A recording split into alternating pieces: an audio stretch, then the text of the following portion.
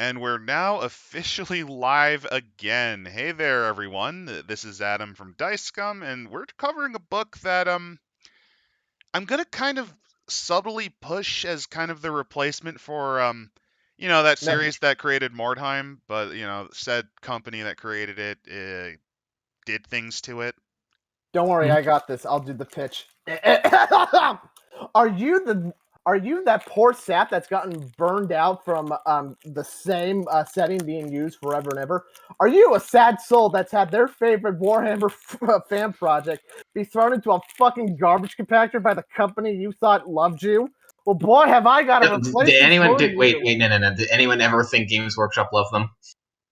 I did when they were putting out all this good content. I thought I was in the thinking that Warhammer Plus was going to be a good thing, but little did I know. Oh my I god! did, damn it! I didn't expect them. Listen, if it was just like, hey, we're going to give all these people some money to work on their stuff, and you can pay for some stuff, and I didn't think they were going to kill all the other fan projects. I could have told you they would. It's basically the Creator Club from Bethesda. Like, I knew it was gonna be. Yeah, terrible. but they didn't kill. But even Bethesda didn't kill the modding scene. Yeah, but this is GW. They're masters of pound foolish, but penny wise. The thing is, too, there's actually like a subset of people that have like on Nexus mods that make like analogs like Creation Club mods, and like the best Bethesda can do is basically saying, no, these are canon mods. That's all they can say. Yeah. But anyway, to finish the pitch, my compatriots things. Do you want to play a tabletop role playing game that makes you feel like you've actually got a pair between your legs? Well, then, if that's the case, pick up Warmachines, and in this case, the Iron Kingdoms. So Yep. War Machines. That is not a joke. That is the actual one of the pitches. That was one of the original pitches of this fucking game. Play like you've got a pair. It started life as a minis game, similar to, fantasy, but not quite. It's its own thing, mostly, kind of. But the main concept is you have war machines, which are the more civilized factions, your multiple kingdoms, the dwarves of Roll, versus the hordes, which are your barbarous peoples that basically reject technology and wish to return to their ancestors. And throughout it all, there's other sinister factions like Crooks, and I think there's other ones, but I haven't really looked at it since 2018, basically because none of the crew had like a half interest, but they never got around to, I'm good with whatever. But yeah, so what you're telling me is, Adam, this is a ripoff of World of Warcraft. Yes, in the same way World of Warcraft was a ripoff of Warhammer Fantasy. In the same way that Warhammer Fantasy was a ripoff of J.R.R. Tolkien. In the same way J.R.R. Originality's been dead since the 1960s. Originality's been dead since as long as humans drew breath. Anyway, after this catastrophe of an intro, let's get into the book. I'll show off the cover first. We're going to jump around quite a bit because the opening is very lore heavy and actually history heavy, which it's interesting, but I don't think it's interesting, but it's also dense. So here's the cover. You see a Steamjack, that's the thing here, as well as what seems to be their Jack Marshal, maybe. Jack Marshal being the non-magic people that can control them. And a gunner versus, I actually forget what this creature is. It's one of the species, though, of the setting. And then there's like this guy on the offset who he could just be like, oh, I'm going to walk away. I'm not getting involved in this, or he could be flanking them. Yeah, that's that in a nutshell. So the setting of the area is called Immoren. They start off with notes to our fans what you need to play. We're going to skip all that because it's assumed. Oh, hey, look, they have goblins. Here's one of them. Gobbos! So welcome to the Iron Kingdoms. I'm moving on to page 6 already. And this shows you Western Immoren, which is actually where most of the human realms are, the most notable ones. The most important of them is arguably Cygnar, which is kind of the poster boy of this setting. They're actually a lot like the Ultramarines. They even have the fucking color, which is why I'm not exactly sure if it's original. Probably not. Oh my god, but this is just a ripoff of Warhammer. Cygnar, more like not Sigmar. Then you have their opposition, sort of. They're antagonists, but not at the same time, but yes, called Khador, which is Rival. your Russians. Wouldn't that be rival? I think is the appropriate term. Their rival, also, they're kind of the more douchey of the bunch. They're the most douchey of the 5 major kingdoms, besides arguably the last one I'll pull out. They're massively expansionistic. They're your Russians. They're basically Russians led by Ivan the Terrible, but with a horde of giant robots. Then there's Ord, which is a sleepy, corrupt, essentially joke of a nation. They have a strong navy. That's what kind of keeps them around. And they also have, I think they're one of the few people that actually have a strong navy and like even submarine combat. But Warmachines and Hordes never actually tried naval combat, so you can't really express that other than their giant robots. Anyway, the expressed reason why they're still alive, unlike one of their fellow small nation compatriots, is that island at the bottom, but we'll get to them. Yep. The nation that's basically dead is Lael. Lael was a small and very important nation because it connected to Ios, which is the Elven realms, and Rol, which is the dwarves. They're basically dead. Khador and its, Russia intensifying invaded half of it, and then the last of the other guys invaded them. Mm-hmm. Now it's a Thunderdome where Lael basically acts like the IRA. It's pretty great. Oh, and actually, if you like BattleTech, there's a little bit of a nod there because Lael's nobility, the last person that actually has a claim worth a damn, married into Signar's royal family, so Signar has genuine claims over it as a kingdom that basically is in personal union with. So there's a lot of fighting over that. And last of the Men nations are the Protectorate of Menoth. They're the youngest, and they're essentially religious revivalists. They're also the most Empire of Man of the bunch. Like, literally, I remember their older units looked literally like fucking dreadnoughts. Like, you could totally use them if you needed an ecclesiastic army for 40k. It's kind of amazing, at least initially. But if you have your Space Marines, you need your Chaos, and that's where Cyrax comes in. Crooks. Crooks is not really Chaos. They're kind of the big bad. They're the worst of the bunch. They are servants of what's called the Dragon Father. They cause a lot of damage. In fact, actually, one of their projects, which is very Skaven-esque, is they're trying to build like a channel into Signar.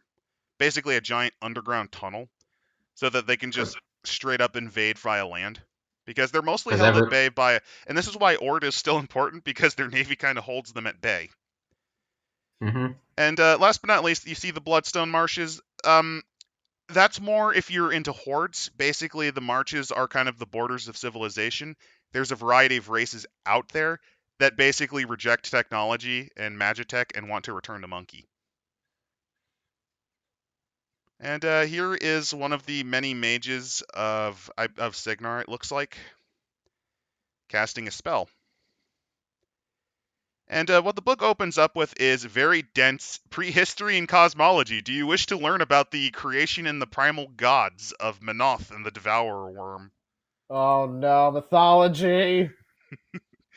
I take it's a no. Basically, Menoth is kind of the prototypical human god. Is he racist? Kinda. It ain't a good god if he's not racist towards the other ingrained species. His big thing is, like all Indo-European religions, if I remember right. Again, I haven't read this book in about 2 or 3 years, so my memories of this is a little hazy. His big thing is he actually beat the shit out of the Devourer Worm, which...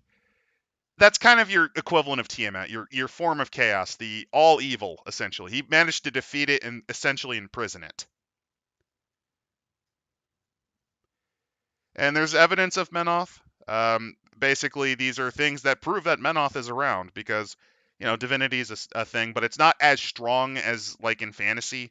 Like, the presence of gods do kind of exist, but it's not as utterly blatant, if I should say. Especially for Menoth. Menoth kind of fell asleep for a good while. Now, as for the trolls, because trolls exist, so... Oh, I think... and gobbers. You know the and troll... gobbers. You know that blue-skinned guy that we saw on the cover? I think that's a troll. I think that's what He's trolls rather- look like in the setting. They're rather handsome looking for a Oh no troll. no! We can't call them that. We have to call them by their legally distinct trademark names: the Trollkin, the Ogren, and the Gobbers. See, Iron Kingdom / Warmachines / Hordes kind of did it before GW did. So they have their own creation myth. They don't dispute that the human god Menoth existed and gave rise to humanity, but they insist their goddess was the original, like she was the OG. They believe in a mommy god. Oh boy. Basically, they are nature worshippers, and that's why a lot of them reject technology, return to monkey, because their chief deity is a nature goddess. Then there's other things like concepts like reincarnation, afterlife. I mean, it's interesting, but for sake of time and the fact that this book is really dense, we're gonna kind of skip that. Here's some more of the gods. They exist. That's all you need to know. Here we go. Karg Drogon and the Great Fathers. This is the saga of the dwarves. Dwarves have their own creation myth. They believe they came from the Great Fathers, and they actually believe they were birthed by the mountain itself. They literally came from a living mountain called Gore. And that's how dwarves were made. That's the most dwarfish horror story there is, I can think. They were born from a giant mountain. No. The most dwarven way for a creation story is that they are the result. Is that they're the results of a god's drunken binge. Well, actually, it gets funnier since I'm skimming ahead. One more little fun fact about it. Gore was kind of a douchebag father and kind of like your Uranus or Kronos, and treated his children, the Great Fathers, like garbage, until one of them, Orm, learned about masonry and basically was like, hey guys, let's tear down our dad and build a fucking castle out of his corpse. No. I'm not gonna lie, that's actually pretty funny. It goes more into tribal areas. Basically, everyone was like monkey. But then, the gifts of Menoth. Yep, and that's fire. And other things like pooping in the toilet rather than in the woods. Then we get on to the ancient history. This is a thing. There's things like the Empire of Laos, but You got a whole timeline. Yeah, here's a timeline for those who don't really feel like actually reading through everything. So basically, this is just here's if you don't want to read all this, because I'm taking a quick glance around. There's just so much fucking lore. That might be why Which this I get it. book is nice. It does give you a lot of insight. It actually kind of reminds me of the Davian book we covered a while back. Also, I guess to put it in a bit fairness for this is supposed to kind of be summing up, like, I think like at least a decade at this point's worth of tabletop lore. On top of that, because this was an RPG, they had to collect all the Warmachine and Horde myth, yeah. Yeah, like and on top of that, this might be the first time it was collected fully like this. Mm-hmm. I have no gripes.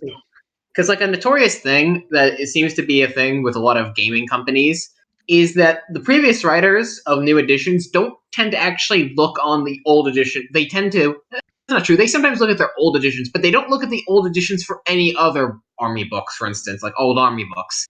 So that's why a lot of lore in these kinds of tabletop games tend to be really weird, contradictory, and just baffling sometimes. Oh, and if you're wondering what this timeline helps you with is if you want to know what happened to the elves, they had Laos was their great empire. They fucked it up.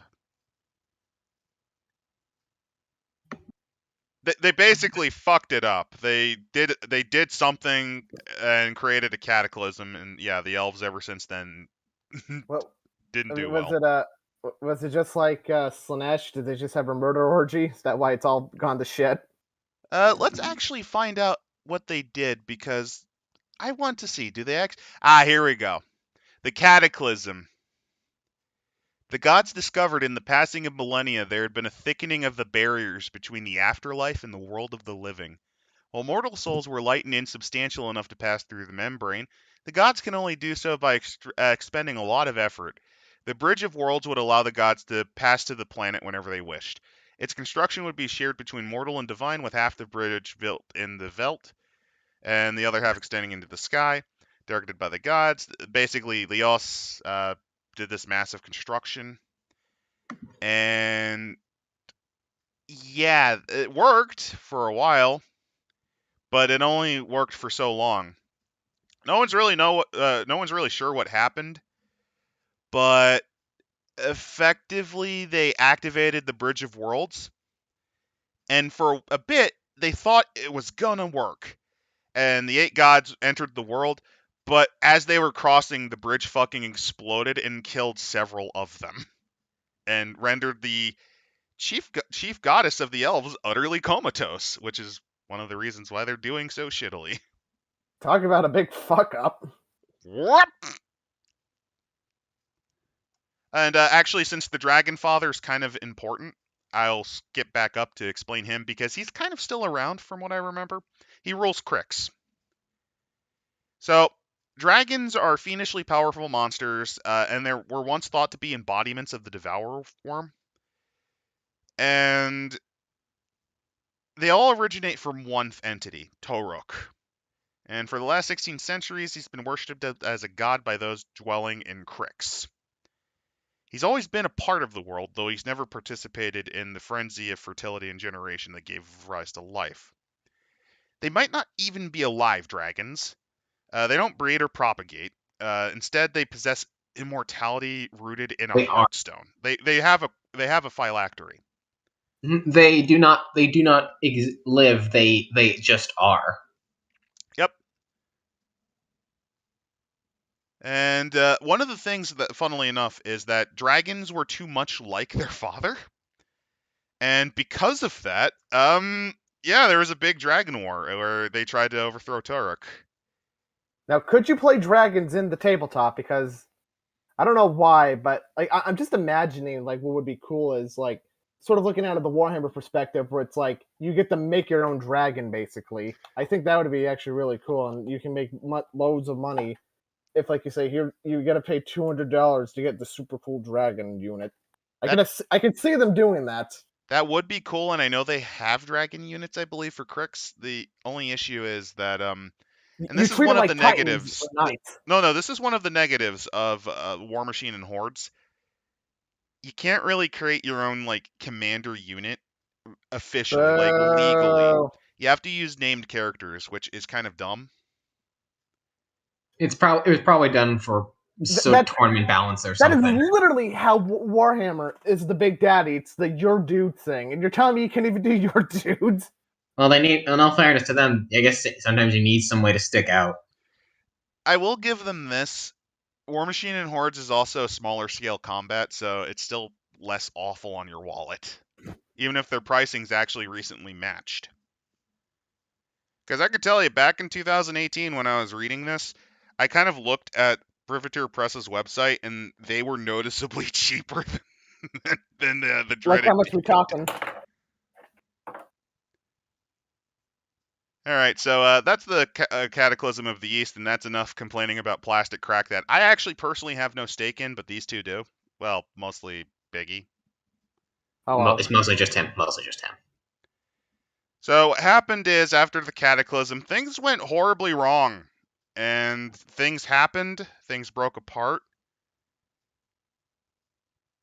The Mulgur was basically a super tribe of, I believe, trolls that essentially were destroyed. And then there was the Thousand Cities era, where a bunch of city-states happened. I know we're kind of skipping around, but this is mostly not. There's so much, and in all fairness, we've done a lot of heavy lore stuff recently. So.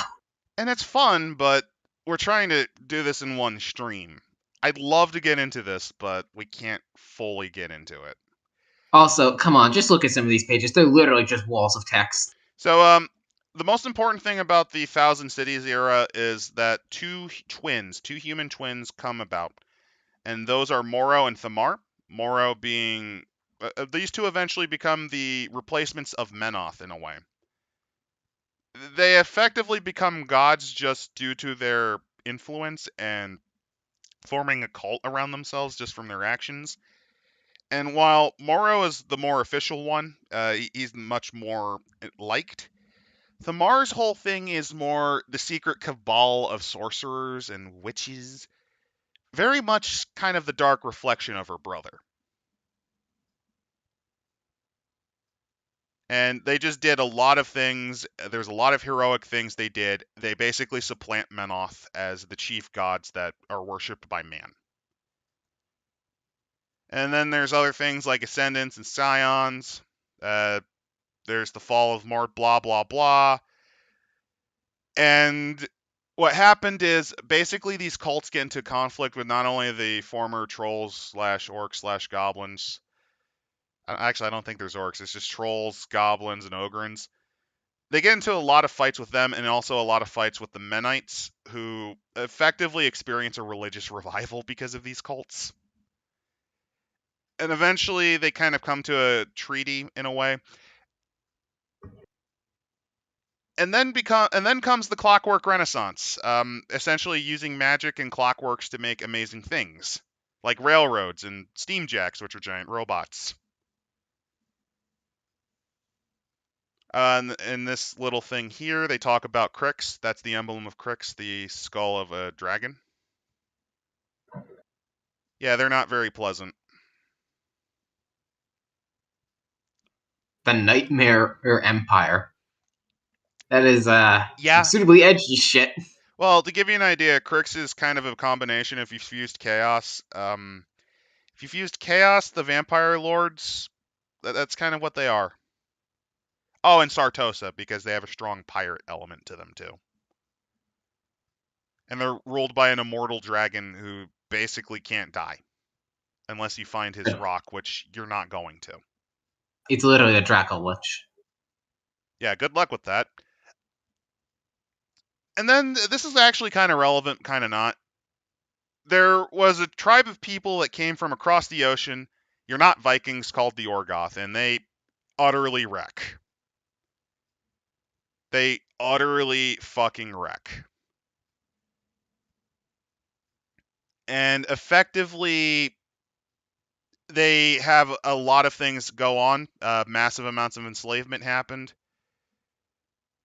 And on top of that, because of that, magic kind of becomes more known among the men of Immorin.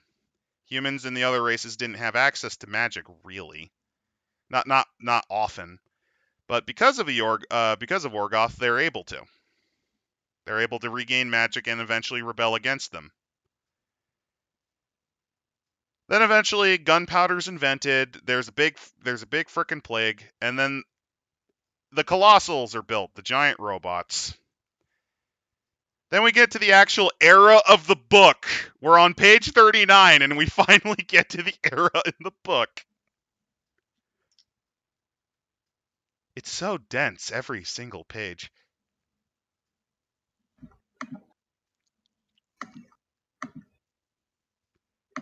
I can tell you're excited, since we're finally getting close to actual things that matter.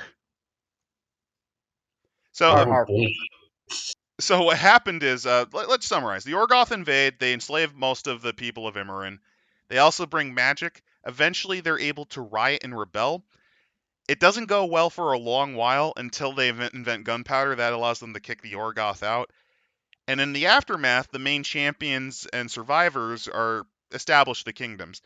Signar's kind of unique from what I understand because they're the only ones that actually never were fully subjugated, which is kind of that special snowflake main character kind of thing. Continuation. We are the continuation of 1,000 years of history. We're the continuation of Caspia, kind of. Not really, because by that point Caspia was basically fucking dead.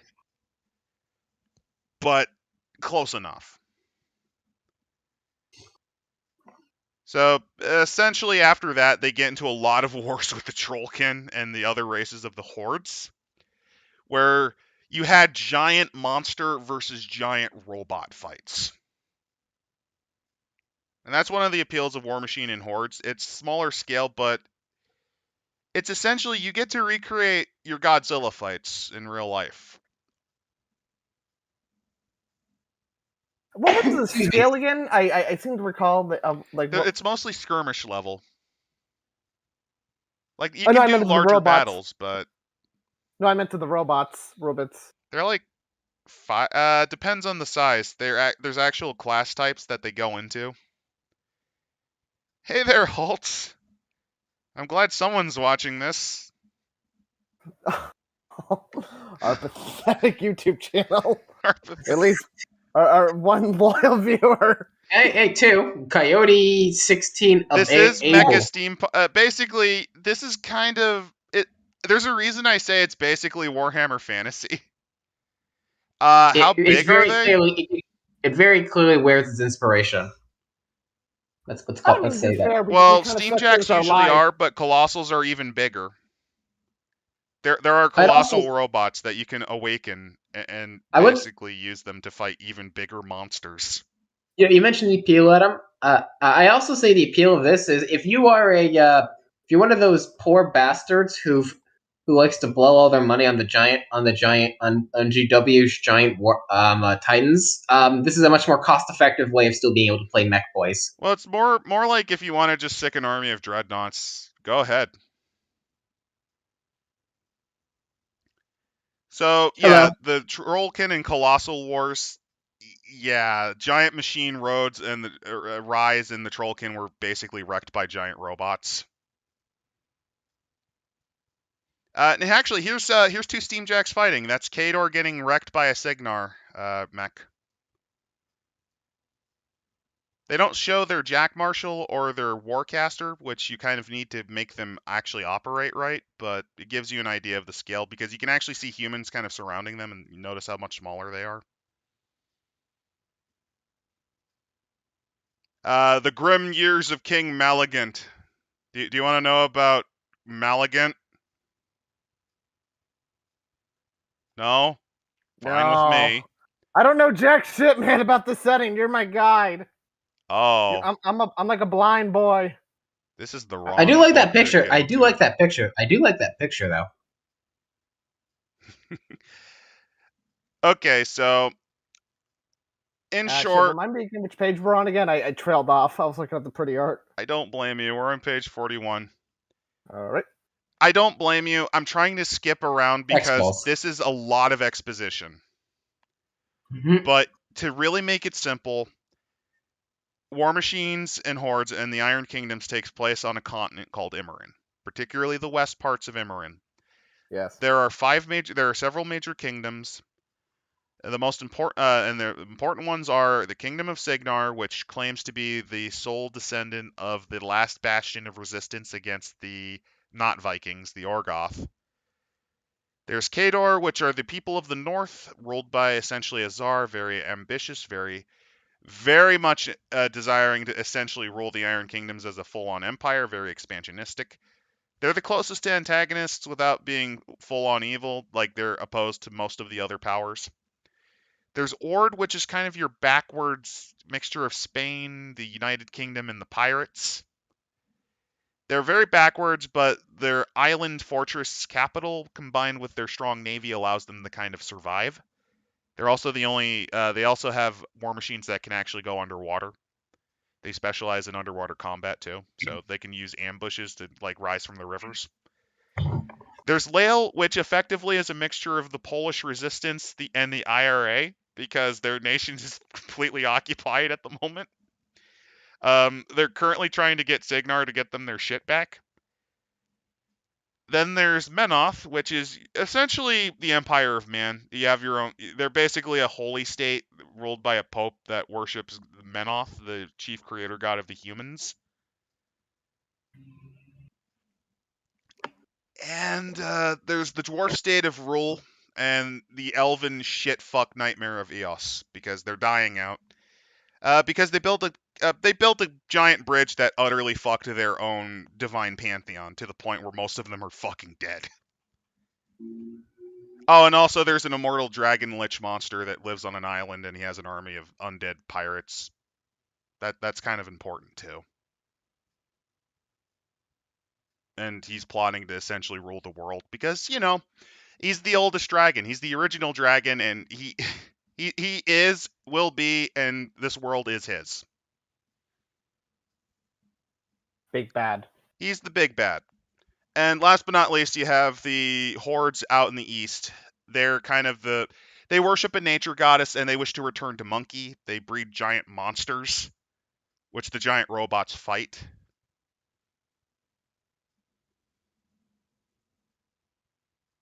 Does that help you a little bit better? I heard a lot of things in that. I understood most of that. Don't worry. Oh yeah, Menoth is very inspired by Zoroastrians. His temples are basically like ziggurats with fire. If you want to get an idea, just kind of combine like the Pope, but if he had a lot of fire, and he was like a Zoroastrian priest. But yeah, can we at least agree that the main aesthetic of the entire series is giant robot knights versus giant monsters? Yeah. Nobody gives a shit about the fluff. Let's look at that crunch. Okay, let's skip through all this because honestly, this only matters if you're playing the games and you're including the meta plot. Oh wait, no, here's some cool art. This shows, I forget the name of this. These are like Signarite specialty melee guys. And it looks like, is that that's looking like Menoth. Oh yeah, what happened was Menoth was technically under Signar, but they rebelled because of the different faiths. Basically, there's Menoth, there's the Menites, which are still around. They lost a lot of influence due to the decline of their god's potency. And also there's the main cult of Moro and the evil shadow cult of Damar. I'd say it's close to Baroque-ish. It's clockwork punk. They use clockwork rather than steam. And magic. It takes a lot of magic, too. Yeah, Signar has the power of electricity. And on top of that, they have machine guns. So, hey, remember the old, that machine gun that was made in, like, the 18th century that was designed with, like, different bullets? There's this machine gun design patented in, like, the late 19th century where one version of it was you had standard bullets, and then they had square bullets for the Muslims because it would hurt more. I'm not even kidding. That's an actual design feature of that thing. Fascinating. Giant robots. Basically, they're hard to control unless you have a caster. You need a warcaster to keep their focus because they're basically arcano-mechanical. They're only partially machine. They're also driven by magic, and they're kind of like a Jewish golem. God darn wizard supremacy. Well, no, they're mostly spending their time trying to get the giant robots to actually do their job. Or building the giant robots. They can shoot lightning. They can. They just usually build giant robots. So there is reason for line infantry, but there's a reason why this game's more of a skirmish game than Fantasy and 40k ever were. Anyway, the Lely's War is kind of the big setting and kind of the big thing originally, because Signar has claims on Lale. Their king married the last actual genuine member of the Martin family, and they're like, "What the fuck, Khador? What the fuck, Menoth?" Yeah, the robots are basically brain dead unless you manage them. If you don't have a caster, if you want to go pure non-magic, you can get a Jack Marshall. Jack Marshalls basically, I think, punch them until they go in the right direction. Isn't it nice everyone here watches Forgotten Weapons? Yeah, I was talking about the Puckle gun. Sorry about that. So the fall of Northgard, invasion of Thornwood. Thornwood's important because that's actually Crooks. That's actually a massive Crooks invasion, if I remember right. It's kind of their equivalent of Storm of Chaos. Because if Crooks wins, everyone's fucked. I'm just imagining. So are they basically just the Burning Crusade from WoW? What, Crooks? Yeah. I mean, it's rolled by less an demons. immortal dragon monster, man. They're not really demonic, They're not but demonic, but they have undead on their side. They're actual automatons. Yes, the Steamjacks are actual automatons, but they're about as smart as a dog. Like mentally, based on their programming, they're like a giant dog mentally. You can train them to do basic tasks, but you need a warcaster to actually make them perform at their best, or you have to or the beatings have to continue under the Jack Marshal until morale improves. They also have trains. Fun fact: they do have trains. Here's the Royal Valiant and a couple of guards for the train. and as Adam learned recently, trains are really effective when it comes to building civilization. Yeah, and I've been playing a lot of No Step Back. It's been fun. So this chapter I think is a lot more helpful. We're 50 pages in, guys. I'm sorry, it's denser than House Davian. This is probably the densest book we've covered. And after this, we got even more fluff, but it's fluff that's actually a bit more applicable to playing an RPG. So this we're gonna kind of skim over, but not as bad as this point. So for those poor suckers, 36 minutes or so. That's where this really starts.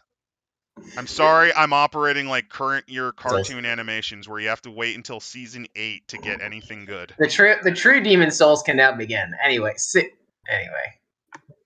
Signar, glorious Signar, the most noble and honorable good nation in the world. Yeah. Yeah, they're the great powers. It's the southern. They're kind of beset on all sides because no one really likes them.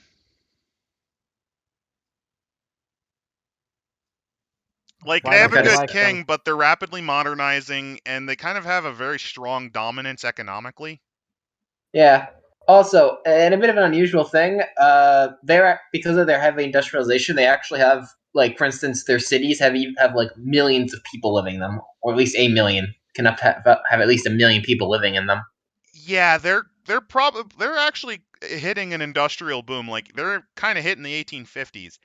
But because of all that wealth and because of all that prestige, the other nations fucking hate them. They hate. They wish they were that good. A mixture They of that hate it. and They hate want us all because of it. they ain't us. Yeah. They hate us because they ain't us. They hate us because they ain't us.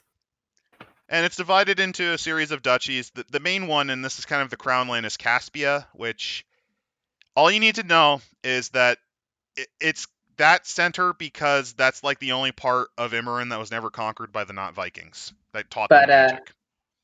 Yeah, and another way of putting it, this is the land that all the big bad barbarian tribes want to go in and fucking pillage and burn to the ground because it's got all the nice, lush fields, blah blah blah. All the it has everything. You want to sack it because it's like the Holy Land in it's like kind of like the Holy Land where it was full of wealth, except less desert. Yeah, it's actually nice. It's like I got the perfect. This is France. This is a modern. Can we say that it's fucking France? Yeah, it has lush farmlands. There's there's some woods. There's some mountains that you got to worry about. Some swamps.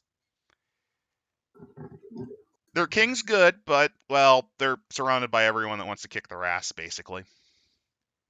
They also have the most modern Steamjacks out of the bunch because, again, they have all the money to continually develop them. So Cador, these guys are actually kind of my favorite just because I find Signar a little too vanilla, Wardian, a little too we're the best. Like Mary Sue-ish, or like somebody's. They're a little too Sue-ish. They're the default. They're the default. So Cador is essentially Russia in a nutshell. They formed out of a bunch of northern guys that essentially told the not Vikings to go die in a hole. Then got stomped. They got stomped, but the nastiest of them kept fighting. And those are the guys that became the ruling boyars and czars. They're very Russian. They even call their homeland the motherland. They look upon their neighbors with absolute contempt because out of all of the kingdoms, they got their asses kicked the hardest by the Orgoth. So, and on top of that, their lands are colder and a lot less fertile than the others. So they need a lot of it. So that's kind of why they have a very strong Russia allegory. Their areas have some good potential. It's just climatically, it's a lot of tundra and taiga and oh my.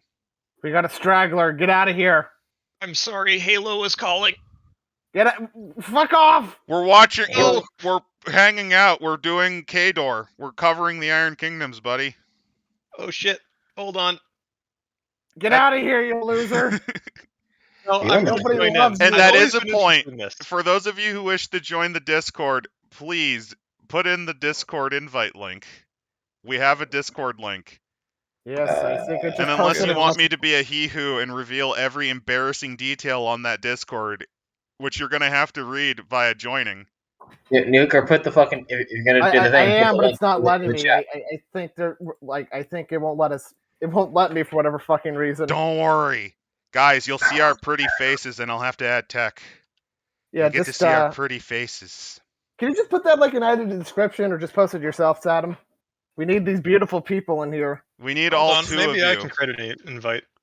I can create I an mean- invite. Oh, I can. Yeah. Tech Freeze, Invite what would you like to people. say about War Machines? Copy. All I know about it is that it's got machines and there's a war. Here's the Discord Wow. link. I think I can get away with it because I am the channel creator, man. Yes. All right. It's so All right, unfair. all right, all in favor of kicking Tech out of the call right now. I don't care. Do it. Kick him. Nah, I he's don't staying. care. Damn it. I'm staying. He's staying. I've He's returned. staying like a If you're actually quite lucky, Tech, because we just skipped over the entire timeline. The Oh, entire, boy. it's I have very no idea dense. what's happening. It's no, it's so dense that like it tries to cover 18,000 years of detail in 50 pages. Dude, the entire timeline is 50 pages. It was Yeah, not Tech. worth it.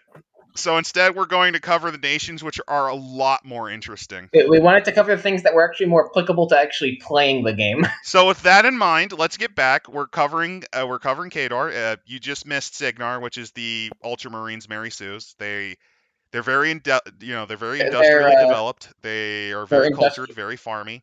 They have a lot of population. They have everything good, and because they're the best, everyone hates them because they're the rest. And they have a good king, but they're saddled with like no allies. So have fun. Mm-hmm. Please, The Kador. please, what? Continue, sure. So Kador is Russia. Oh boy, it's depressing. It is because they historically they got their asses kicked by the not Vikings because there was a period of time where not Vikings came from across the sea. That sounds like actual the Russian hardest. history. Yeah. Also, and another funny connection to Warhammer Fantasy, they're ruled by a female czar, or in this case, the Anya. Oh no! Anya. It's just Empress. It's not like Yeah, Empress. Okay, so they don't have a not 11th. Oh, that sounds like a fucking title. It should be. They call her the Pervichi Rodinova, a prime daughter of the motherland, which that should tell you how Russian they are. And basically, they've recently gotten land that's not completely garbage. They've invaded Lael.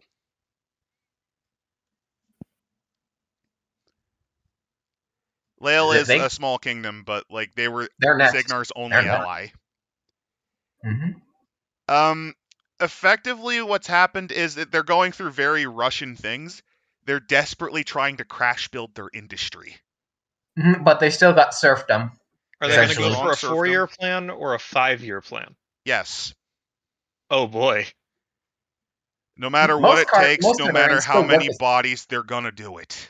Most Cardarians still work as unskilled laborers, although every year a few more join the craftsmen in the great cities.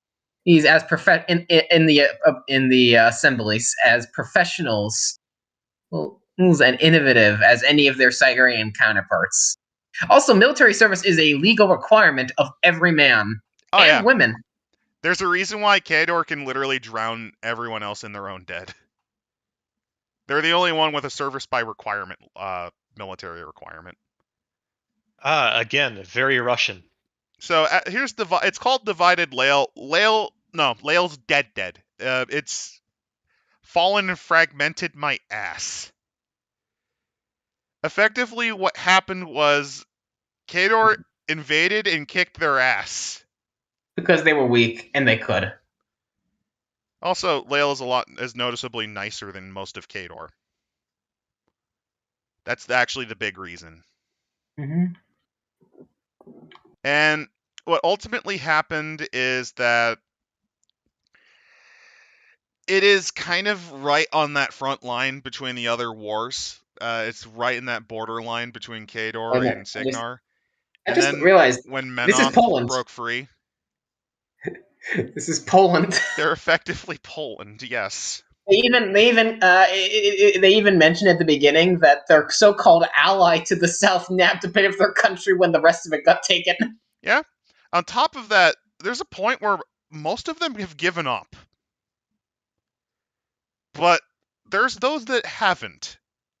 They didn't, as it plainly puts, they didn't want their country to be the battleground of one of the largest conflicts the world had ever seen. But if you were like, we'll never give up. If this is Russia, this is just suffering. In truth, Lael was a failed state well before the Northerners marched in. They don't even try to glorify it. They just flat out say, "Yeah, this place was shit." It's a failed state. Well, and that's the joke.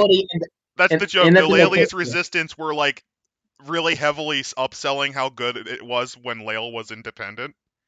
Remember when Poland was independent, guys? Remember how great that was? No, this is essentially it's quite literally in the historical sense. This is the Commonwealth. It's literally the silent gem. This was the death throes of the Commonwealth. This is just Poland. This is just a more depressing Poland. That's hard to say because Poland is just depressing. Well, imagine this: your last good king died. Your nobles can't quite figure which of his several children would be the next king, and then they all get fucking assassinated before you come. Because your country is well known. Because your country is well known for being up its own ass with court intrigue. And the only other thing you'll be known for is too a funny man with a mustache takes over. Yeah, the only reason you existed for so long was because of good diplomacy and both of your neighbors liking you as a border state. Oof. Yeah, and prior to the invasion, Lael did have a reputation as a haven of court intrigue and financiers too. So Lael, actually, this is another reason Khador invaded them. Lael had a lot of money. It was the nexus point of essentially trade. Not like Poland at all. It's like if you combine Poland with Venice a little bit. I'd say Byzantium more. Byzantium, yeah. And for the most part, yeah, there's not really much of a resistance. There is one. Life among the resistance is hard, food is scarce, and one must remain constantly on the move. Any Laeli is found to be supporting the resistance in any capacity, even by unknowingly providing food, face execution at the hands of Khador. This is the worst fucking faction to join. Yeah. So, by the way, they do have land. They own one city, which is the equivalent of the Warsaw Uprising, right before Khador's gonna. Wait. So in essence, they have Krakow. They have the great independent state of Krakow. No, because Khador is actually every now and again just tries to besiege it. Yes. Mm-hmm. Also, as it says in the thing about the resistance, essentially it's mostly it's not being funded by quote unquote nationalists, patriots. They're being funded by angry nobles that are angry that their land got confiscated. Yeah, it's literally the Laeli's resistance is a spook. That's how good Lael is. But apparently, the only reason they're a faction that can be played is that essentially a lot of the army just kind of they didn't fight; they just dissipated along with all their equipment. That's the only reason the resistance is able to even exist. Yeah, Lael is literally the worst. Isn't that just all of human history summed up? A noble got angry. Here's some other reasons why Khador invaded. Lael's was well known for its massive coal seams. Resource rich, internally divided, and a small but very powerful military that crumpled the instant instability happened. What Why one would invader imagine one you're invade. you're the emperor of not Russia, right? Okay. And you Of have the this Tsar. small, kind of powerful kingdom that's allied to your Empress. hated enemy. And their king died, and their nobles decided in a fit of brain-dead stupidity to fucking yeet all of his heirs and begin fighting over who should be the new king of shit mountain. What would you do as the not emperor of not Russia? Take what I can before people realize it. Pretend to start a nationalist uprising in a neighboring country that I've pretended to protect, and therefore try to invade them that way. They're out. No, these are clearly allies of your most hated enemy. You can't really get away with that in that case. As I said, march in and take what you can before the rest of the world people realize what's going on. Should I also take a strategically important peninsula from them? They don't have one. They were landlocked. They're landlocked. Oh. But the true answer is accuse banditry rising because of the fucking civil wars and fucking invade them lightning fast with your army that you prepared for years because you knew after he died this would easily happen. So he was playing 5D chess, is what you're saying. They were playing two-dimensional backgammon while everyone else was playing one-dimensional poker, yeah. Yeah, that was a very complicated move. Klingons coming to mind the more I learn about Khador. Kind of. It's like if the Klingons are... It's actually kind of like, yeah, a little bit like that if they were all Russian. Oh, by the way, it's a funny little bit of lore for Khador. Another thing is just most of the people even causing troubles in the area nowadays are mercs who are being paid mercs and adventurers who are being paid off by unsubstantiated donors. Yeah, Khador's not nice. They're the closest thing to a main antagonist besides the actual one. Mm-hmm. That's why they're my favorite. But if we're talking about failed states, Ord is pretty close. Ord is the closest you can get to being a complete failure without being Lael. Because they have a reason no one's invaded them. But so, that's getting okay, the Kingdom of Ord, the best describe it's everything. It's a land of fog-shrouded moors, rolling highlands, and rocky coasts. Hi, Scotland. Bordered by the hungry Khadorian Empire to the north and the powerful Signorites of the south, Ord has maintained its sovereignty through skillful diplomacy, backed by stalwart soldiers. No, it's literally because its fucking country is shit. That's literally the only reason. Well, the other reason is their capital is on an island, and they have the strongest navy out of all of the powers. Mm-hmm. But the navy isn't really to protect them from their neighbors. It's to protect the world from something else. And that's the other reason. They basically say, if you kill us, we're burning the fleet. We're burning the fleet. Yeah. So they were descended allegedly from two mighty kingdoms because they're kind of the not Britain. Except landlocked, mostly. And the thing about them is, again, their navy's actually pretty good. They have a strong control over the trade routes. But they're also pirates because their biggest city is the Five Fingers, also known as the Port of Deceit. Oh boy, Tortuga! Five Fingers is a city that made an industry of vice, including smuggling, gambling, and extortion. Seemingly lawless environment there, combined with Ord's neutrality in the wars abroad, makes Five Fingers appealing to mercenary companies. It's actually kind of the mercenary capital of Western Immorin. That sounds like a fun place. By the way, hey, Pagan. Yep. So Ord is also easily the poorest of the fucking kingdoms. Because the second you leave the coastline, it's nothing but marshlands, hills, and poor farmers. They literally have nothing besides peat and livestock. And on top of that, the coal deposits are garbage. No, this isn't just Britain. This is just New Zealand. All they got are just sheep. That's what makes them special. Yeah, they're kind of... if you combine Scottish Highlanders with Pirate Republic combined with a little bit of Spain, because they're also really backwards. I'm not saying Spaniards are backwards. I'm just saying that there's a reason Bismarck made a joke about them being the most powerful nation on Earth because they spent a century fucking killing each other I like to and say did that not die. I like to say Oh, it's more of the. this is great. While famed for its Yeah, navy, Portugal. Ord has That an makes more army. sense. Thanks, Coyote. While famed for its navy, Ord has an army that has earned respect in countless border skirmishes. Bullshit. I mean, they're able to at least kind of match the others. Yeah, it's mostly due to geography. Because we're not going back to the map, but if the geography works for them to where essentially there's a lot of mountains. Their There's a country's lot of fucking mountains. surrounded by It's ringed mountains. by highlands, mountains, and a fuckload of swamps. Yeah, so quite literally, so as the Leonidas put it, their numbers mean nothing. And Tech that's Freaks, kind of the thing. Tech Freaks are just like Pirates of the Caribbean. They're like the best fighters ever. Remember Pirates of the Caribbean? Remember Jack Sparrow? To give you an idea, Ord is so goddamn backwards that they actually struggle to even field Steamjacks. Is that supposed to be like a picture of like that's what an average Ord house looks like? Because I'm really Probably. enjoying that art. Probably, and I kind of like that. Like you were saying, how backwards it is. That's just how fucking bizarre the fucking thing is. I think that might you see gobbers, which are their term for goblin workers too. Actually, it's that weird mix of rustic but industrial with it even got fucking industrial sewer drains. Did we skip over race relations and this? No, we're getting to them soon. They're just going over the states right now.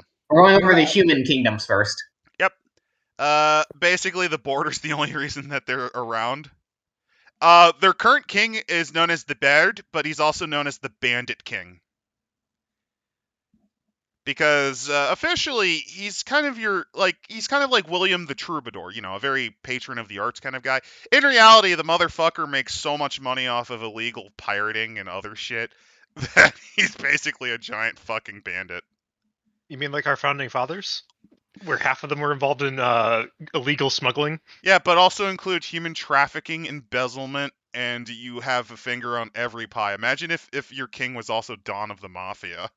Well, I mean, human trafficking was also covered by our founding fathers. We can't forget that.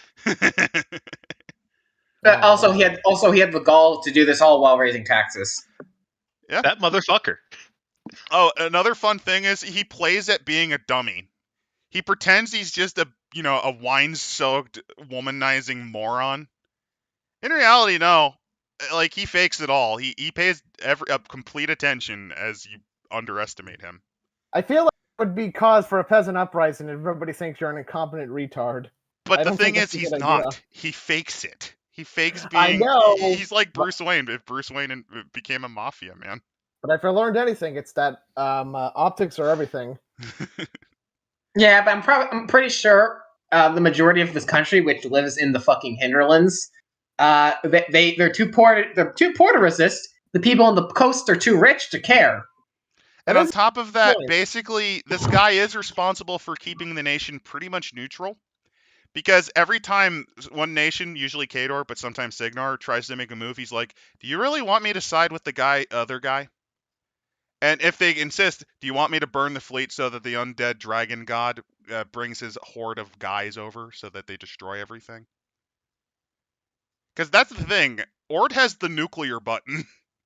If they destroy their navy, fucking Crooks can just invade all they want. Because that's what they mostly invest their navy in, to fight them. They are the USA. They are the world police, the ocean police. They're not even the world police. They're just a bunch of up-jumped Scottish pirates that are like, "Are you really sure you want to fuck with us?" Yeah. But by the very fact they stopped the world-ending invasion, that gives them some credit.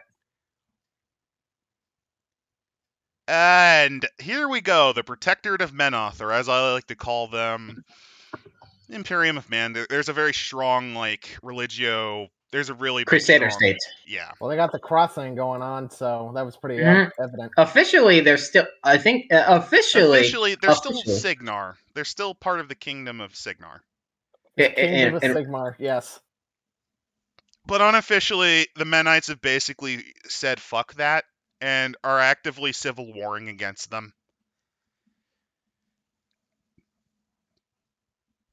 So let's get into this. Mennonite priests who control the nation's government, police, judges, and executioners.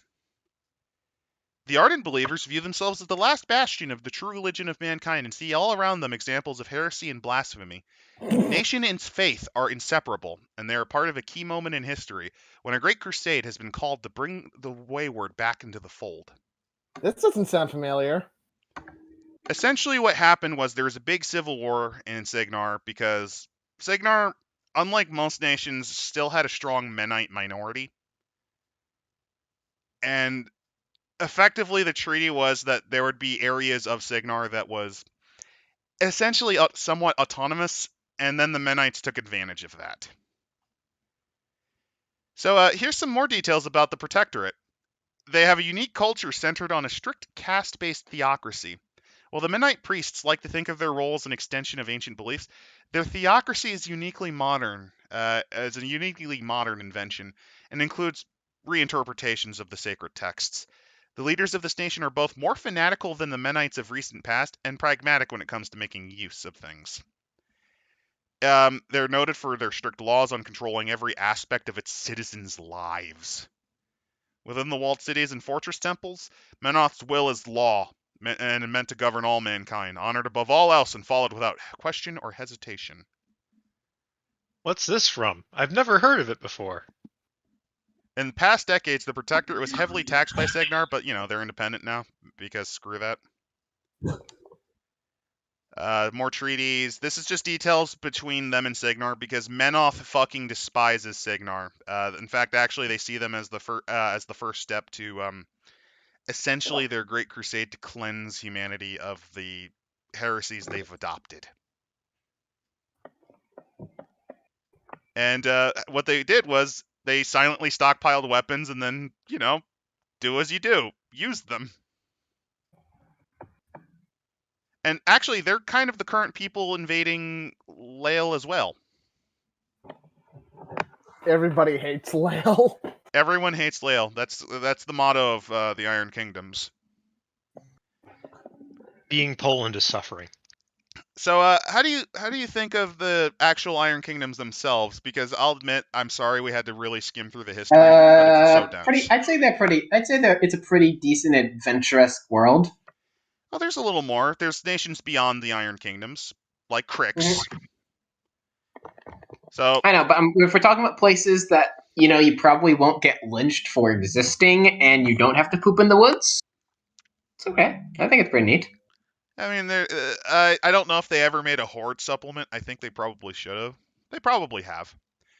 So, Crooks. It's home to Crooks. Lord Turux, the Dragon Father, is the unquestioned ruler of this empire. He usually leaves governance to the 12 Lich Lords, because a Draco Lich, he doesn't really need to run an empire. Just get a bunch of undead dummies to do it for him. And let's see. They go into detail about how horrible the main island is. They talk about how the coast is mostly jagged peaks that jut from the waters like the fangs of a monstrous creature. Their islands themselves are very shadowy jungles. There's terrible creatures that inhabit the putrid cities and villages of collapsed and crumbled architecture, communing and festering like ticks of a mangy wolf.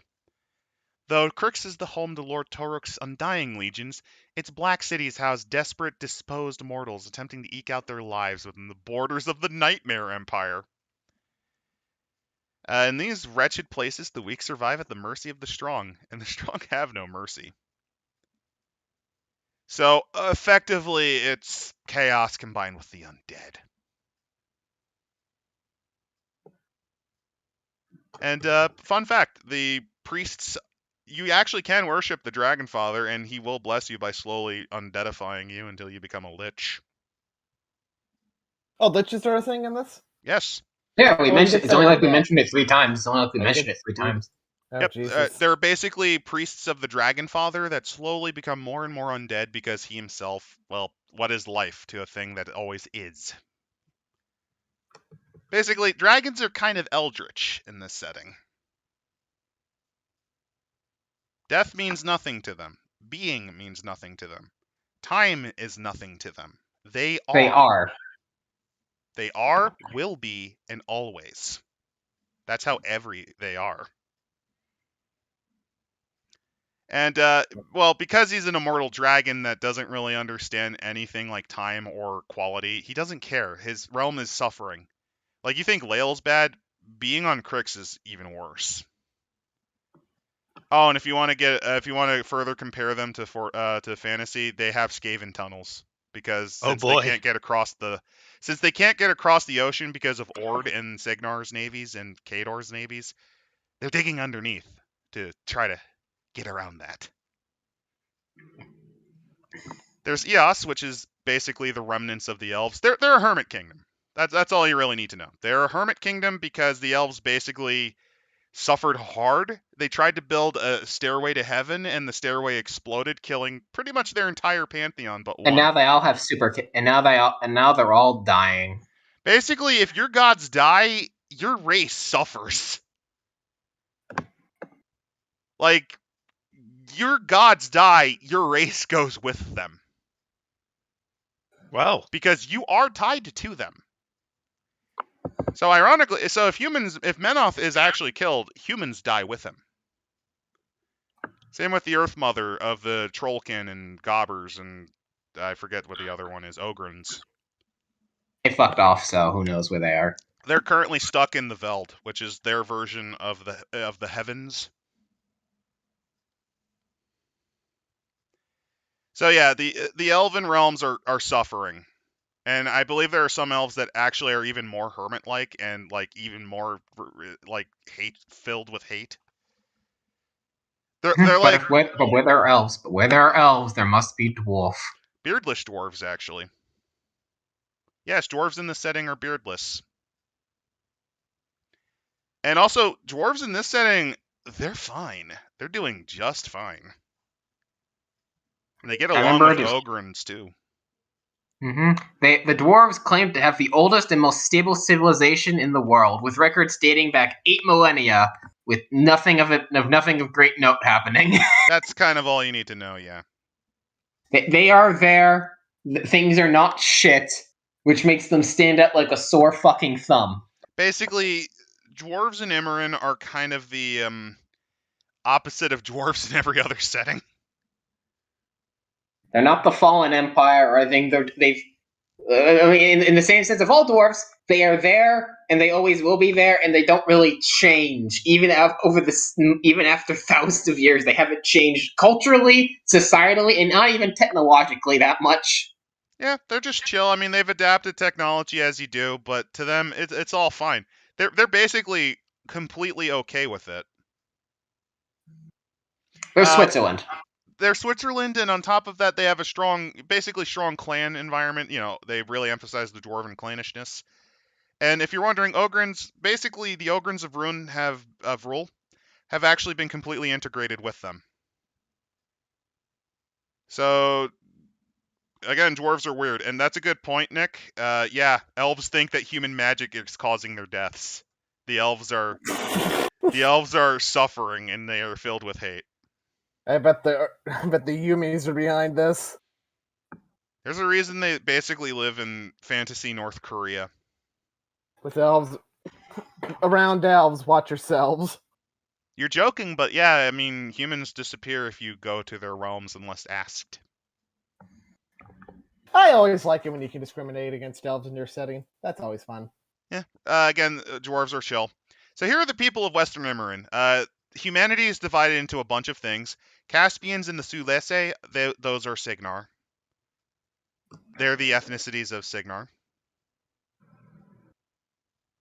Idrians are part of the Bloodstone Marshes. They're actually more of a Hordes faction, but a lot of them have recently been converted to Menoth, so they're Menothites. Mm-hmm. Cards and Cossites are Kadorites. Sorry. I was actually going to say about the Indians. They apparently, from the description, they're described as very Mediterranean-esque. Yeah, the Italians in this setting are violent savages that once wanted to return to monkey. That have barely converted, that have only recently converted to quote unquote the true way. Yeah, it's pretty great. I mean, that does sound like Italians in real life. Then again, there's cards. They actually once had the decent empire before Orgoth utterly broke them. and the Cossacks. Those are both major. Again, I mentioned that they are the main Kadorite people. There's also Midlanders. They're part of Signar, but yeah, they're part of Signar. Then there's the Mordanes. They're technically also part of Signar. So they said assassins to kill mages. Yeah, elves are crazy. There's the Rin, which these are parts of Lael. And that's another problem with Lael. Lael was actually divided between two people, and I think they actually had mildly different languages. Essentially, the nobles were distinct enough from the population at large that you could tell them apart. Yeah, like basically there's the West, which was where the capital and the Eastern farmlands were. They are proud of their language and culture, and they're garbage. Then there's the nations of the Shard Islands. Basically, they used to be important and actually impressive, but then Toruk kind of made them into poop. The Shard are suffering. That's all they are. Skirov are also Kadorites. Basically, they're the equivalent of the Finns/Sami. They actually used to worship they actually used to worship the fucking worm. Thurians. These guys are.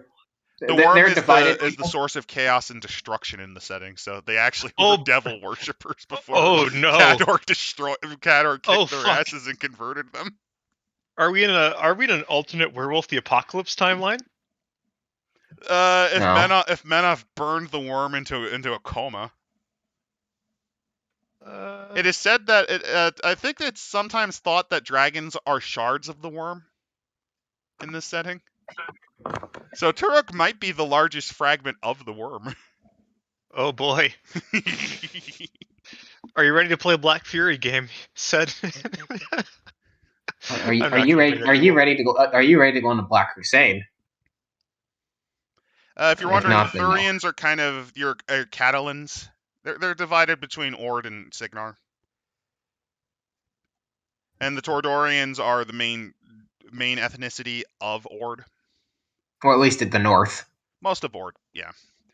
Then there's the Umbrians, which are, well, Khador as well.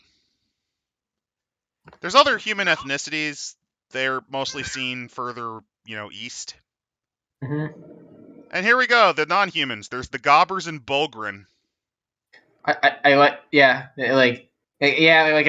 are goblins. We have their own names. They're goblin cultures. Not all goblins, everyone. Not all goblins. Not all goblins. Hashtag, yeah, actually, let me put that in chat. Because that sounds cursed. Oh, no. Don't worry, we're about to get destroyed. There we go. So they're Gobbers. The Gobbers are the more common of the bunch, and they've actually integrated fairly well among humanity. And among other races even, too. They seem non-threatening. They actually are fairly adept with machinery. They're kind of like good guy gremlins. Some of them still live in the woods and poop, though. Yeah. But then they're the Bolgrin. These are the hashtag all goblins. Yeah, these are just because gobbers make up 13%, that fucking meme. Bogrins are your hobgoblins and orcs that basically said, yeah, no, we're still pooping in the woods. We're going to destroy your giant robots, and you fuckers are destroying nature. So this is the compromise between smart and stupid goblins. Oh, no, they're not stupid. Because goblins and trollkin and ogrins all worship the same nature goddess, they see the industrialization as...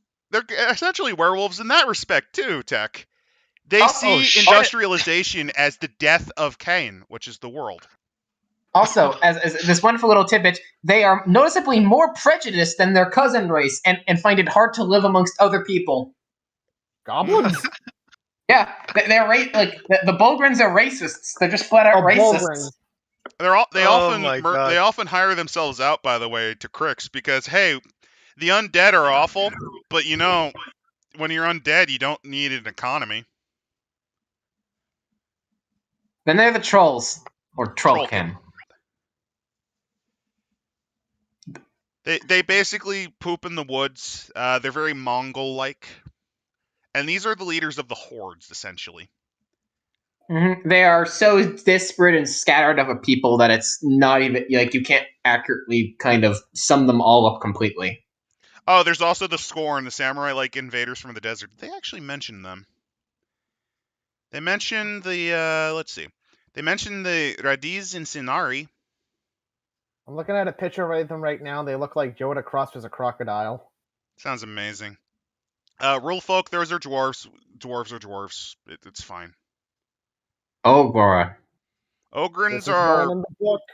The Ogrins are... I think they're the blue people that we saw on the cover. They're big blue orcish kind of ogre people, and they're very culturally assimilated by the dwarves. Mm-hmm. And the way you can accurately describe both of these elves are notably isolationist, tight-lipped, and don't like talking. They're also filled with cancer. By the way, the Nis are even more isolationist. Except they're also refugees, which makes it harder to be isolationist. And that sounds like it's retarded as the plot to Star Trek Picard, where the Romulans are still racist even though they're all refugees. So there's other races as well. There's things like the Gator people, the Harrow, Bogtrogs, and Crooks. That's a nod to hordes. Basically, you have war machines and then you have hordes. So hilariously, you can actually choose not to even play the War Machines and Hordes. You could just do pure War Machines, Iron Kingdoms, or you can do Hordes, giant monster slap fights. It's actually pretty neat to know that, because like they're both combinable, if I remember correctly, right? Like yeah, they're combinable. Like because again, a big thing is the Hordes don't like the modernization because again, a lot of them worship and venerate the same nature goddess, which industry kind of injures. Like they see it as a corruption of the bounty that she provides. So it's basically like two games one can have, and they can mix match one another. That actually sounds pretty neat, actually. Again, the only negative I'd say is that they don't allow you to make completely your guys, but that's only because of how warcasters work. Also, everyone, I just gotta. I'll put it later, but. So they also go into languages if you're curious. Again, very dense. And they actually give you ideas on where they are. The most common is Signarin, and then another dialect which is Sulis. There's also Lealese. Oh, here's a hijacked Steamjack being used to carry a gobber caravan. Don't you like all the stuff that they just have on hand? Oh, the evil elves worship another dragon. They don't go much into that. Ordic, which is not Spanish, essentially. Shard, which... Oh, should it even be its own language? Oof. I love it. That's cursed. They even do language families. Don't you like this? If you're really like into lore autism, I love that they do this. I love studying languages. Because all of the things I listed were called Signarin languages, Caspian languages, because they came from the same Caspian root. It'd be like your Indo-European. And then there's the equivalent with Kurzic. And then there's Mulgor. And then there's others, like Moradane. And they go into all of this. And then dwarves are their own thing. They're a language isolate. Sheer and Eric, which are the languages of the elves. Don't you like how they actually go into that? I do appreciate that because I appreciate that this autism is organic and open source. Yeah, they put so much effort into this. Yeah, like this is impressive. Again, I'm sorry that the first half hour, like we were just trying to get into our footsteps, but it's a very dense book. It's actually, I'd say it's the densest one. Like it beats Davian's ass, just on how much shit they throw at you. We haven't even gotten to the mechanics. One would say that's a negative too. It is a negative because I seem to recall being like back. Oh god, this is ancient. When we were doing Sigmata, that was the problem they had, where they just kept throwing shit. Then that's the problem with this book to a degree. I'm of the opinion that they should have gotten into the mechanics by now. And I To be remember fair, though, complaining you pretty can hard. skip this because I don't seem to recall Sigmata had an index where you could just skip right to the character creation. So I mean, at least there was, but I think in the PDF they did not actually have that put in. oh boy. Anyway, next is just industrialization. Yep, we've if been you skipping this care, one pretty easily. This is how you can transport. Railroad is important. Industry and agriculture. It goes into details about that. It's really cool. Here's a war train going to the front line. Also, industry kills Mother Nature, and that's bad. Here's the rule of law. These actually go into some of the basic legal systems on each Iron Kingdom because that's a thing. Some are civilized. Some put you still in the gibbet. There's the Mercarian League, which that's just kind of a mercantile interest. It's kind of the Bank of St. Mark or secret society. We got a monkey in this check. Page 78 in economy, we finally get into some sort of mechanical. It's not really even mechanical, but it's currency. It tells you what currency is. This is important. We've gone this long. We haven't even discussed mechanics. Yeah. That is a negative. That is a negative of this book. I will say that this is why we found a copy. But yeah, page 78. Look, we have money. We know what money is now. Here's something that I think will make every person who's played Dungeons and Dragons have a seizure.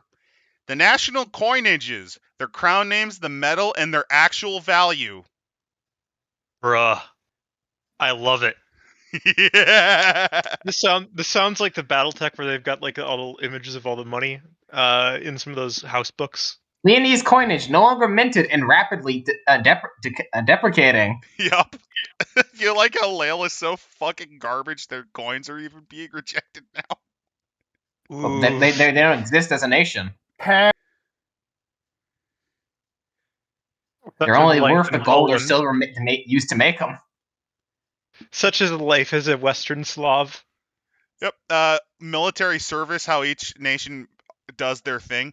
Mercenaries, which is actually a thing. Company charters, which, guess what? You as the player, when you actually get to mechanics, you get to create your own company fucking charter. Here's building a Steamjack. You see them just kind of assembling them. Magic, it's an undeniable force. Priests invoke blessings and perform miracles themselves. So divine magic still is a thing. Sorcerers use raw energy.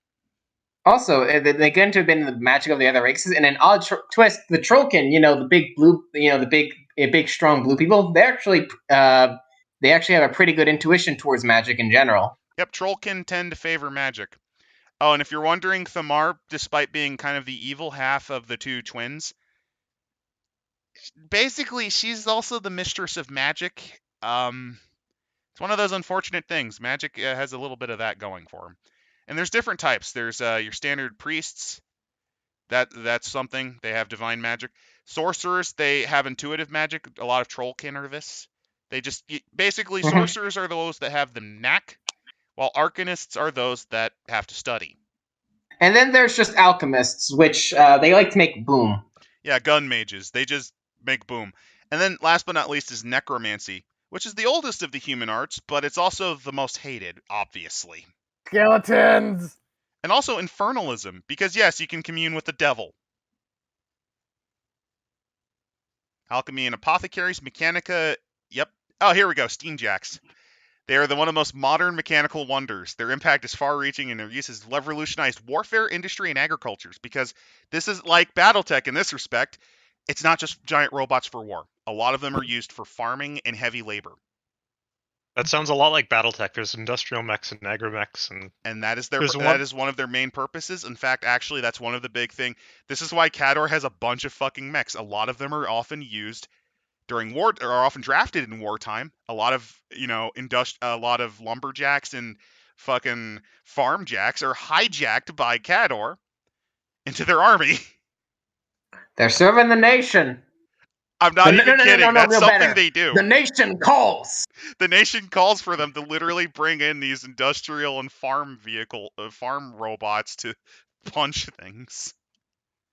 The nation calls. By the way, there's also the dark version called Necrotech, which is what Crooks uses. Basically, they learned how to make these, but also they've modified them by basically shoving necromancy into them. To give you an idea, there's a mineral called necrotite, which is formed basically on grounds where massive amounts of suffering form. It is literally congealed agony. I'm not even kidding. It's magical rock made of pain.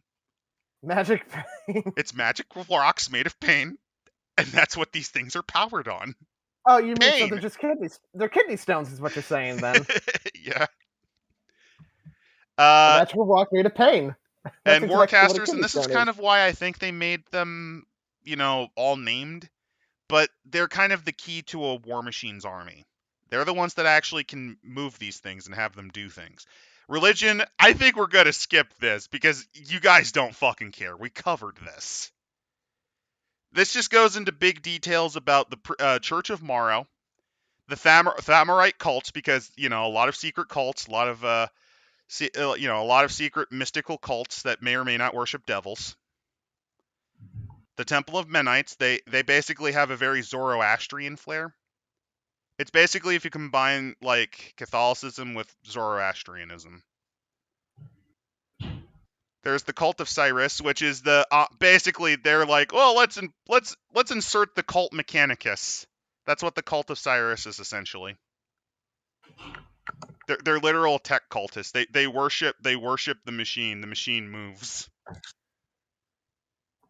Oh no. Is that what Necrotech is? I wouldn't be surprised if rather than build like I forget the term for a Steamjack brain, Cortex. Yeah, I wouldn't be surprised if they just shoved a screaming human soul into it and they just powered it with pain rocks. That sounds about right. I mean, hey, if you're an immortal dragon, zombie, man, wouldn't you do that? Wouldn't you make a giant robot powered by a screaming human soul? Fuck yeah, I would. That sounds metal. There's a reason why I kind of love this setting. Anything you can't get but with your own hands isn't worth it. So, probably an Ogryn somewhere pooping in the woods. There's also cults of the Devourer Worm. And these ones are so evil that basically they have a kill on sight order. No, even in Big Bad Necromancyville, no, get out. Kill on sight. So, what the fuck's all that noise I'm hearing? I don't know. But Devourer cults exist kind of pooping in the woods, but even the Hordes, I think, hate them to some degree. It's because they're assholes? No, it's because Devourer cults, They advocate the end of all things, essentially. Well, yeah, that means they're assholes. Most Devourer cults revere the moons, particularly Calder, which they associate with the worm itself, and feast rites are conducted both when Calder is new and when it is full. Bloodletting rites are common, with human sacrifice and cannibalism often practiced. Although it's not as widespread as attributed. They don't just willy-nilly eat their own. No, they do eat others. Yeah, and they'll eat their own too if it requires. If you're wondering what the Dunian faiths are, that's the nature goddess. The Dunian faith is the beliefs of the original. It's the original Goblin tribe faith, as that of the Ogryn as well. Dunia is accepted in the human kingdoms, but they kind of view it as primitive because it's very much return to monkey poop in the woods. They effectively are a very private kind of, old pagan kind of style. And the Church of the Great Fathers basically... You weren't there for this, Tech. Do you want to hear the origins of dwarves? This is the most hilarious thing ever. Sure, give it to me. They were born from the greatest of mountains, Gore, the great mountain father. Oh no. Gore, the great mountain, was a cruel father that treated the treated the original clan fathers like shit. So eventually one of them learned how to work stone, and they tore him down in rebellion. They literally built the first dwarven cities out of his fucking corpse. So would you say that these are the houseplants of gore? Imagine the death of Super Kami Gru, except instead of his people eating him, they take him apart with chisels. And they build houses out of him. I'm sorry. All I can hear of when I hear the term the great god gore is all I can think of is just the fucking houseplants of gore and like It's GHOR. Oh. And all that's only a letter off. Like, come on. And the Church of the Great Fathers, there's 13. There's 13 dwarves, which represent there's 13 Great Fathers, which are the 13 clansmen and craftsmen, the 13 great crafts of the dwarves. The greatest of which is masonry, but there's other things like metalworking. I think one's woodworking and coopering. And they also have what's called the Clay Wives. The Clay Wives, basically, the Great Fathers had to make their own wives. The real Clay Wives of Gore. The Clay Wives of Clore. That does sound like an actual book. That does. So the Devourer Worm is the worm from the World of Darkness. It kind of is. There's literally a thing in the World of Darkness called the Devourer Worm. Yeah. I'm not kidding you. That's one of the aspects of the worm. And Menoth torched it with his everlasting fire and basically broke it apart. Are we sure this isn't just some alternate universe werewolf setting now? Like, it might be. I mean, there's a lot. Don't you like this setting and how it clearly does rip off things, but it integrates them in so many ways. There might be some things it takes inspiration of, but it's not fucking egregious. There's actually it's not terrible. There's not Obi-Wan Sherlock Clouseau running around. Yeah. Oh no, there probably is. You just haven't seen him yet. Don't worry, he's hidden somewhere. So the Fane of Nicator. So the only surviving elven goddess was Nicator. See, what happened was the elven pantheon was coming down the Great Bridge, right? And then the bridge exploded. This bridge connected the living world and the divine world, by the way. All but Nicator died. And Nicator was magically reduced to a coma victim. Nicator wasn't that nice of a guy. No, she's a coma. She's in a coma. It's not her fault. Or am I confused? No, I might be confusing it with something else. But basically, the elven goddess is in a coma, sleeping in Eos. And because of that, the elves have magic cancer. Coma, chameleon. Yep. So Nicator were once Iosans, but what happened was some of the survivors followed their gods in an exodus. And, yeah. Little did people of Ios know that Nicator would in fact return into his chosen people, suffering from some inexplicable malady. The god of winter forced to encase himself in ice to slow the degradation that ailed him. So yeah, their god is basically the cool air problem, where they're rotting apart and they have to be frozen to not die. There's also Skry'a.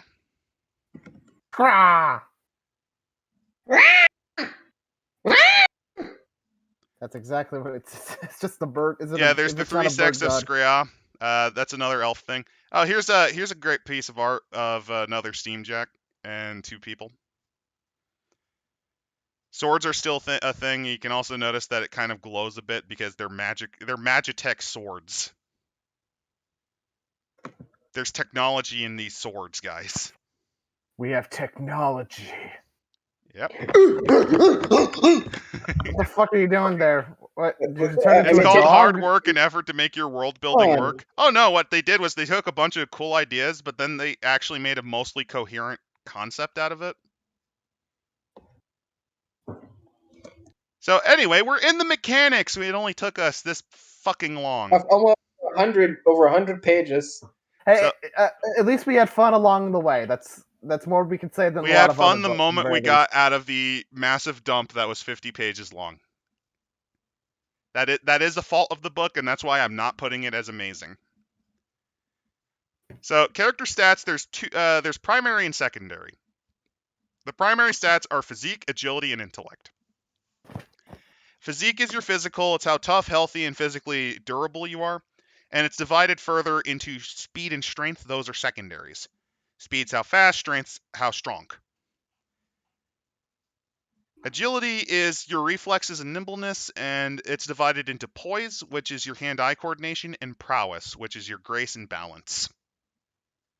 And last but not least is intellect. That's how smart you are. There's Arcane, which is your magical power and affinity, and then there's Perception, which is how well you pay attention. So they have 3 primaries and then 2 secondaries under each one. The derived stats are basically you combine stats. Defense in this case would be adding speed, agility, and perception together. Initiative is speed, prowess, and perception. Armor is a mixture of your physique and any armor you wear. And last but not least, willpower is the sum of your physique and intellect. Because, if you're smart but you're not strong, you still tire easy. And if you're strong but not smart, you're still going to get bored. And the term for their melee and ranged attacks are mat and rat. Players mat and rat are dependent on the weapon being wielded. Mat's your skill with a melee weapon, and a skill with that particular weapon is the sum of their prowess, skill value when using it, and the weapon attack modifier. Because, hey, guess what? You actually have to put proficiencies in weapons to actually use them well. Like, you can't just pick up a sword and say, I'm the best. Or even, I'm decent. One of the expansion has an anti-material rifle the trolls can use. Oh yeah, trolls invented voodoo AT rifles to shoot giant robots. It's pretty great. Oh god. No, it's something else. Sorry, I noticed something and I was like, oh god. The way they track health is they have a thing called the life spiral. Basically, you combine all 3 primaries, and that kind of determines how much abuse you can take before you just fall over dead or collapse. And then you have abilities, connections, and skills. Abilities are what you know how to do, connections are people you know, and skills represent talents and proficiencies you develop over time. Abilities basically you get at the start of the game. Connections are what you start with, are people you know at the beginning. Connections and is an interesting one because I really can't think of another parallel between this other than just shit the GM gives you, really. I'm surprised they actually made that a stat. Yeah. Like I said, it's a fairly... I don't know if it's completely unique, but I remember reading this and it was pretty unique mechanically. And it's also... I'd say it's a little bit more complex than, say, just doing D20, but that's more just because D20 is kind of industry standard at this point. It's unique enough to where, like, it's something special, but it's not, like, something stupid and crazy like fucking meat punks, where, like, you can understand what the fuck they actually mean, you know? Warning, this does use 2d6 as its main dice roll. Ah, that's easy enough to get by. Well, it's also how Powered by the Apocalypse works, just a warning. Well, you know what? Powered by the Apocalypse games aren't, this in depth. Yep. They also have what's called a command range. Every character has one of these, and command range is mostly used if you have like hirelings or mercenaries or mooks that you just send to die. By the way, that's a trollkin down there. That's a trollkin with his equipment and armor. Very kind of looks like fish-like. a frog. As I say, it kind of looks like a squat frog or fish. I think that's a trollkin. It's a something. So creating your character, first you pick your race, then you pick your archetype, and this is something that this game I'll point out. This game actually works better when you're all part of the same company. What do you mean, company? Basically, if you can do wild and wacky adventures with different abilities and talents, but it actually benefits you more if you're closer related or you're part of what's called a complementary set. Basically, it represents you as a mercenary band. And the more complementary your skills are and the closer you are to like one figure, to like one group, the better your stuff is. Yeah, it doesn't make sense if you have a group of a Steamjack controller. You've like got a Jack Marshall, a farmer, an ogre shaman, a barbarian Okay, from the Wildlands. So keeping it like within. Okay, so that's like making. Okay, I made like a. a ship captain, a cannoneer, a lookout. So basically, it complements you, and you get more rewards. starting. It would be like if I made a drunk from a hive world than an Imperial Guard campaign. No, you can get away with that since there's entire campaigns. But it'd be like if you tried to get an Imperial. It'd be like if you tried to make a Dark Heresy group. But everyone was like so disparate, it did nothing meshed. Like you have a feral worlder who only knows how to use bone knives. You have a space marine. You have like a space marine scout. You have a fucking sister of battle hospitaller. And a daemon host. And a daemon host. And an uncontrolled and unsanctioned psyker. No. Inquisitors can have daemon hosts. Oh yeah, radicals can. So first off, you get the character's race. You can play a human, dwarf, gobber, Eosin, Nis, Ogren, or Trollkin. Also, I just need to point this out. The image, the art for dwarves is kind of horrifying to me. Okay, so here are humans. Humans are the most common, and these are their starting values and their limits. And if you're wondering, hero limits, vet limits, and epic limits are basically how high your stats can get. It's a thing you can control.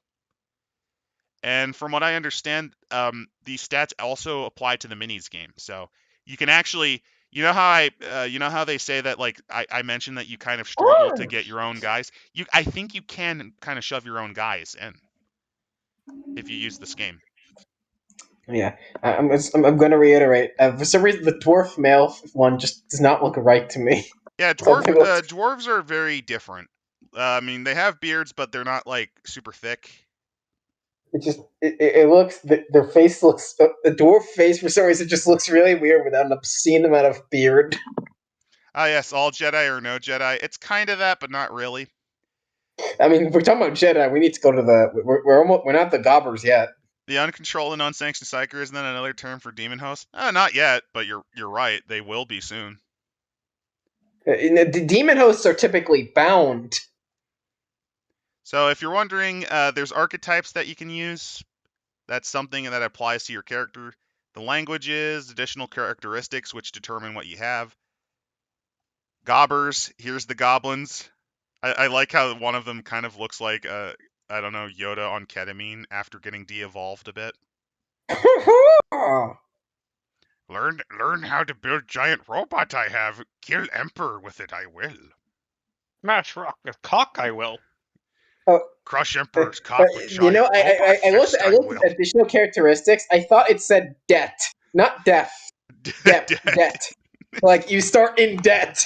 That would be funny. That would actually be pretty funny.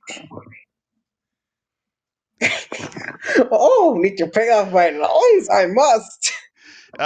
There's the Eosin elves. They're not very happy, obviously, for many reasons. Trust me, if you think those don't look happy, the guys below are even less. The Nis. This is what happens when... Have you heard of the High Elves? Have you heard of the High Elves? You've heard of High Elves, but have you heard of elves that hate humanity even more because they're suffering from super cancer that they believe is caused by them? They come from Antarctica. The male dwarf looks like someone molded a shovel for their chin. Yeah. Yeah. All I can think of when I think of Antarctic elves is all the weird ancient aliens Antarctica conspiracies. Yeah, there are tribal people who live as close to the land as hunters, trackers, archers, and swordsmen. They know how to craft supple leather. Also, the Ogren before are giving me some pretty heavy Mongolistic vibes from that. Here's the Ogrens. They're very they've been dwarvenly civilized. That's why they have this trimmed beards like the dwarves do. Thing is, though, they're not like super warlike. They're just really strong. They are very culturally similar to the dwarves. They're huge. They're a little more spiritual than dwarves too. They actually take pride in their work. Also, I just realized, do what the troll can kind of remind me of, because they're coming up. Trollkin. Do they actually? Their faces remind me of the aliens from Abe's Odyssey. Yeah, they do. They look like they came from Oddworld, and I love it. Yeah. They know how to craft supple leather. This is getting kinky. Well, I mean, when your only god is lying basically dead in a coffin and you suffer super cancer. You know, you got to live large. So yeah, Trollkin are super traditional. They often will poop in woods. Not always, but they usually do. And the ones who get magic do poop in the woods. Period. Yep, and on top of that, they occasionally cause big hordes and wars to happen, and giant robots have to be used to stop them. So here are the archetypes you got. These kind of give you ideas. Like if you're gifted, you can get additional study. You get combat casting, fast casters. This is for like mages, intellectuals. These are the feats you basically get out of the archetypes eventually. And you gain certain things, like you gain an additional die on their melee damage roll if you're mighty. The intellectuals are the tacticians and, well, intellectuals. World of Warcraft Orc, then? Oh, the only difference is Trollkin never worship the fucking devil and basically, you know, tried to cause hell to eat the planet. Yeah, the Trollkin are basically Modokans, and it's pretty great. And then you get to choose 2 careers. Yeah, that's another thing. It's kind of gestaltish. Because you get to pick 2 options. So when you choose your character's career, you're not necessarily determining what they do for a living, but defining the skills and ability they've picked up. Because there's a lot of because social stratification, that's kind of going away because of industrialization. So you have very flexible people. So the perfect career, not every iconic character type living in the Iron Kingdom is represented by that, but you can create quite a bit by just mixing and matching. Here are the list of careers you can pick. There's alchemists, which are, you know, I make potions, I make explosives, I make guns. Arcane mechanics, which those are, you're essentially able to build wondrous devices. Arcanist is wizard. Aristocrat is your nobility. Interestingly, they are only a human race because, well, I guess dwarves don't have that. That's fine. Bounty hunter, cutthroat, duelist, explorer, fell caller, which is a trollkin only. Field mechanic, let's just go into it. Yeah, let's just go into it. So the anatomy of a career. Some careers actually have requirements. A character can only have the career if they have all of them, though. And some of the general skills that you get. So let's just get into it. Here's an alchemist. I very much like the World War I vibes of this guy. Do you like the alchemist? Because I do. He even has the fucking potato masher. It's the Mad Gasser. Yeah, it's the Mad Gasser, and he has fucking potato masher grenades. So you gain the abilities Grenadier and Poison Resistance. Your military skills are hand weapons and thrown weapons, and occupational skills are Alchemy and Medicine. You start with 50 gold crowns, Alchemist Leather, Gas Mask, the Alchemist Kit, and any 5 alchemical grenades that you want. Some of the abilities you get are Bomber, Brewmaster, Fast Cook, Field Alchemist, Fire in the Hole, Freestyle, Grenades, and Poison Resistance. So, yeah, alchemists are trained in the arcane science of refining and combining rare and exotic ingredients to create many things, like blasting powder, healing salves, grenades, poison, acids. And, yeah, alchemists are the only ones that can kind of make these things. So it's not a bad idea to have an alchemist if you want to create or use war crimes. The arcane mechanics, basically, these people know how to fix Steamjacks. They can repair and essentially fix them or create wondrous items. They actually have the ability to use light artillery, so they can fire fuck-off cannons. They're very gun-heavy. They can also hit really hard with a wrench.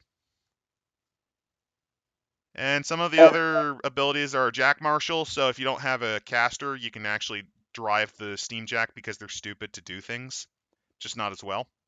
Here's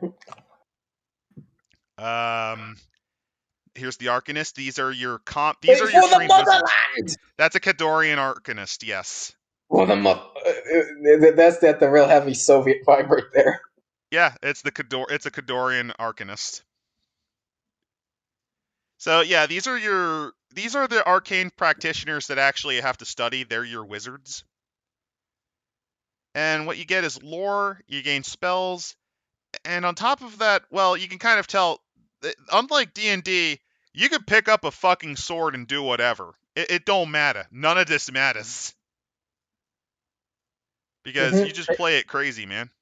This is the ultimate power gamer motherfucker that takes no shit from nobody. No, the whole point is just have a fucking blast.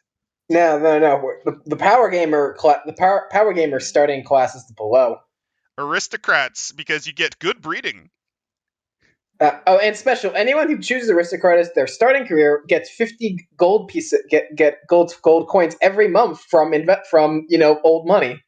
Is there a and you start with gold money, and you start with a lot of money. Oh yeah, there's eventually that. You start with a lot of money, and you get things like advising, appraise, battle plans.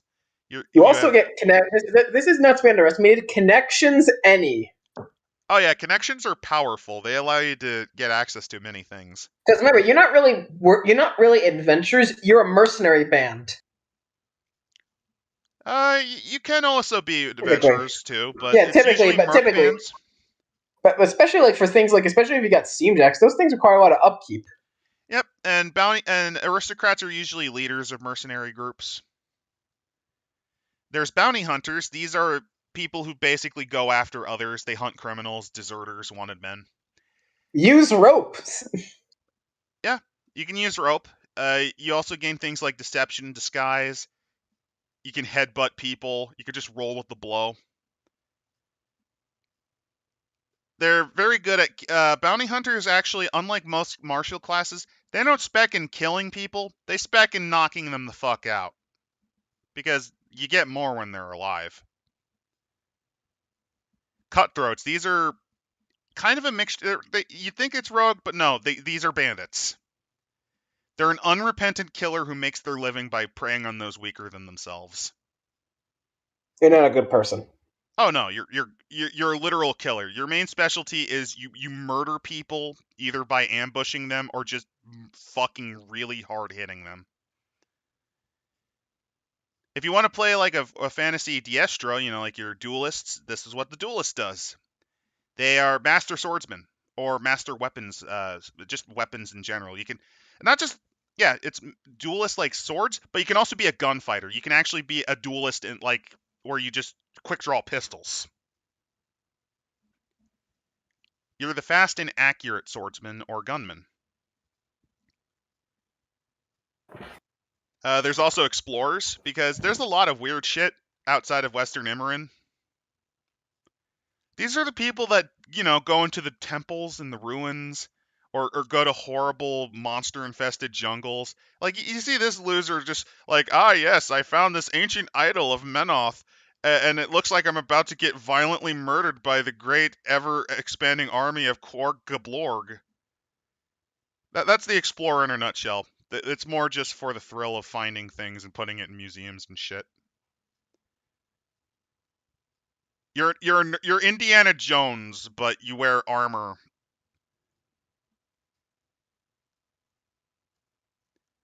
This is what a fell caller. Their trollkins are essentially, you're a battle bard. You're one part bard, one part berserker. And you call people to war, especially against those dummies that use technology and things like vaccinations and crossbreeding and agriculture. I call Khador not Russia. Yeah, Khador's not Russia. Field mechanics, they're kind of like the arcane mechanics, but they're the ones in the field. Basically, oh shit, this thing broke, I can fix it. They're the people that, oh god, something broke, we need it fixed now. Gun mages are mages that essentially have channeled their magic into gun. Reminds me of like the powder mages from this one series. Basically, mages they're that like were powered powder by mages, gunpowder. but they are all gun. They are 50% magic, 50% duelist, 100% all gun.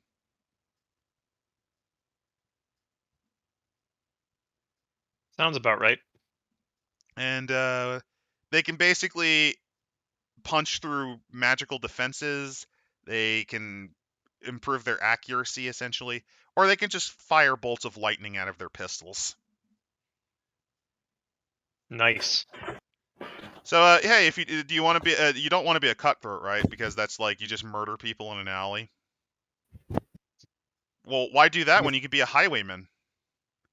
Why specialize in just slicing people's throats when you can rob them?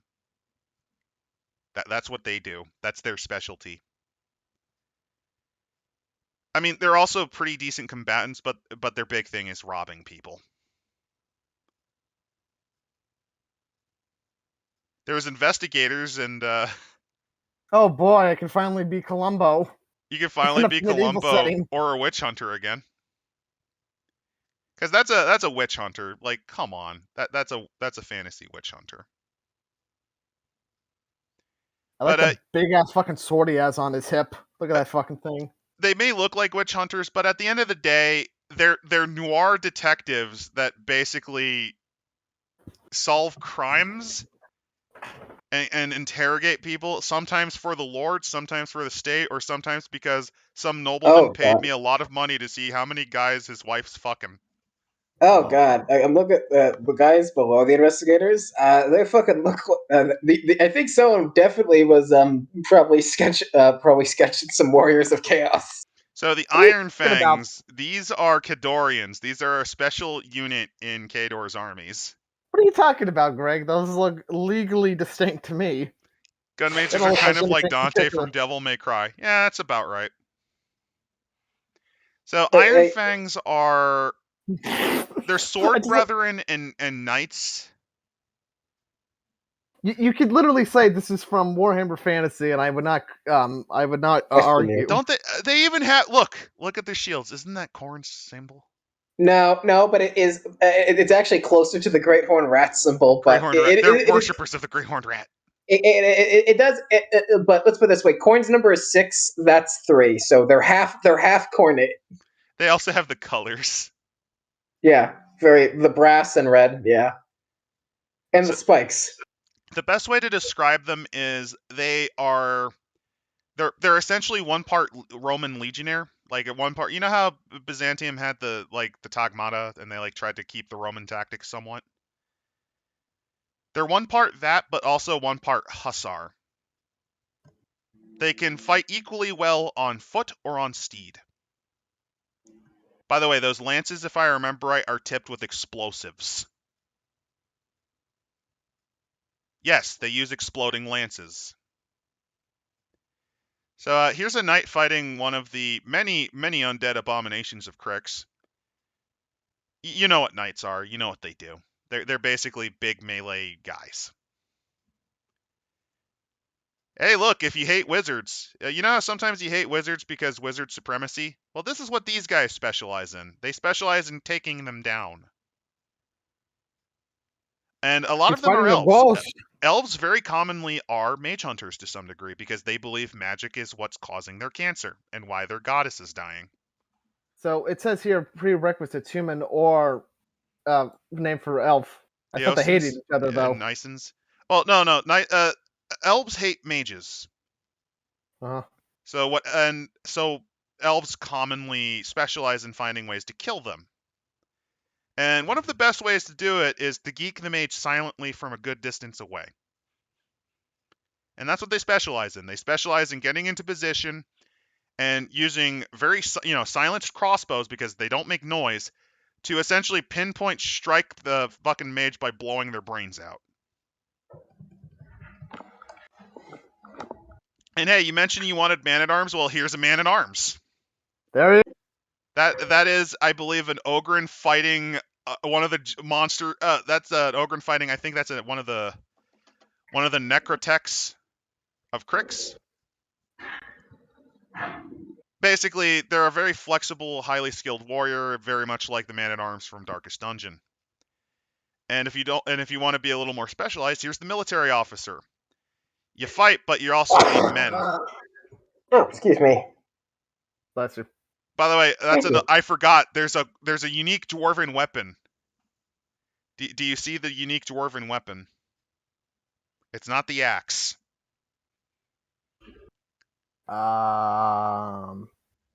Oh, the wrench. No, that's actually not a. I think dwarves may have invented wrenches, but the actual weapon is, you see that shield? You mean the one with the slit? Yeah, that actually has a shotgun attached to it. Oh. So, a common dwarven tactic is to make a big shield wall and then just start basically blasting. Do you like it? No. It's neat. Hey, if you don't want to do anything, if you want to also be a piece of shit, you could be a pirate. This is a very common job for Ords. Ordians often are pirates. What, Nick?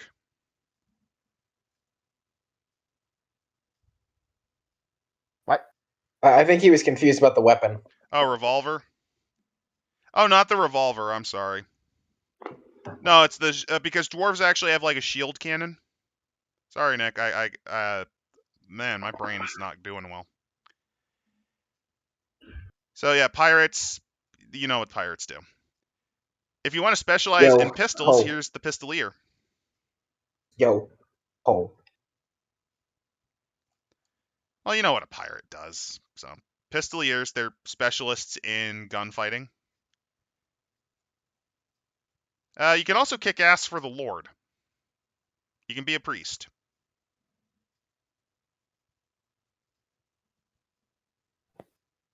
So there's priests of Menoth. There's also priests of Moro. Yeah, the shield shotgun. It's pretty great. Oh god, do you like the coonskin cap that this fucking trollkin's wearing?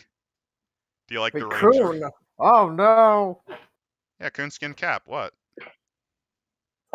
I was thinking of something different. What the fuck's wrong with you? I don't know. I'm tired, man. We've been doing this shit for 2 hours. What the fuck isn't wrong with Biggie? Also, yes, it has been 2 hours. Yep. Basically, you know what rangers do. Riflemen. These are your specialists with big guns. They're also often snipers. Sorry. Soldiers. These are your Imperial Guards, basically. They are masters of war. They know how to dig trenches because that's a big thing. Oh no. The real Imperial Guards down below. But yeah, these are your grunts. You mean sorcerers are the ones down below? No. Past these, I looked a little ahead.